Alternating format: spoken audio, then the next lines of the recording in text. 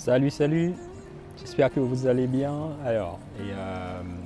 Moi je vais vous donner quelques conseils aujourd'hui. Je ne sais pas si que vous soyez parisien ou que vous pensez venir dans Paris pour faire une petite visite. Ce qu'il faut savoir, c'est que déjà, bien profiter de Paris, ça ne veut pas dire qu'il faut venir dans Paris et faire quasiment tous les monuments de Paris. De faire la Tour Eiffel, de faire, je sais pas moi, l'Arc de Triomphe, d'aller au Louvre et aller faire la cathédrale. On n'est pas obligé. En fait, bien profiter de Paris, ça ne tient pas qu'à ça. Des fois, pour bien ressentir Paris, même pendant tout un long voyage, un long moment dans cette ville, ça tient à une sorte de microseconde dans un quartier calme et où tu t'attends rien en fait de l'environnement où tu te retrouves, tu te balades tranquillement et là tu vis Paris, tu sens Paris, tu sens quelque chose de complètement différent. Désolé pour le bruit, hein, je suis à côté de la Seine là et puis il y a un bateau qui passe. Ouais, donc du coup, ça sert à rien de faire tous les monuments. Il faut aller, en fait, pour ressentir Paris, des fois, il faut aller lentement, il faut aller dans des rues qui te disent rien à première vue, mais au fur et à mesure, tu vas te laisser entraîner dans une sorte d'ambiance magique et tu vas ressentir Paris comme personne. Ouais.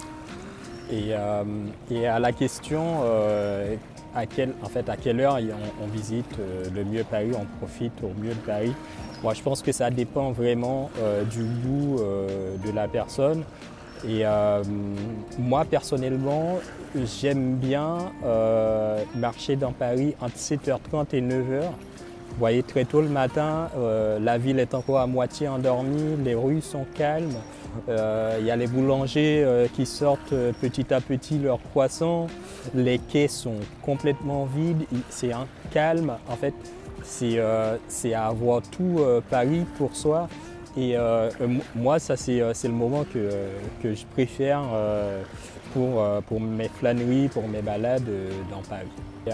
Alors, c'est quoi le parcours que je préfère à pied? Moi, j'ai fait plusieurs parcours à pied. Hein.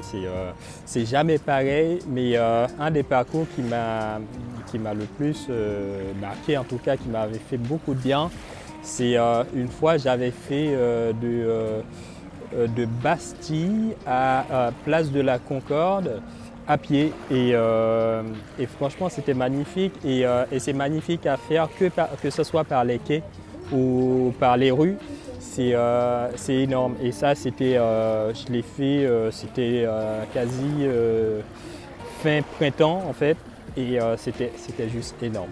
Ça c'est un parcours que moi je vous conseillerais de faire. Tôt le matin aussi, ça peut être très bien de le faire. Mais sinon, moi je fais aussi assez souvent du Trocadéro à Montparnasse. Et vous voyez, je pars de Trocadéro, je prolonge un peu la Seine jusqu'au pont Alexandre III et après je vais tout droit vers Montparnasse. Ça c'est une balade qui est magnifique le soir. Donc voici quelques idées de balade. Ça c'est la meilleure question. Alors comment déconnecter dans Paris? C'est très simple. C'est très simple. Et, tu te programmes une petite balade. Tu laisses ton téléphone chez toi. Tu mets ton téléphone dans ta poche. Tu marches. Tu parles pas. Tu observes. Ça tu le fais pendant une bonne heure. Franchement, ça déconnecte.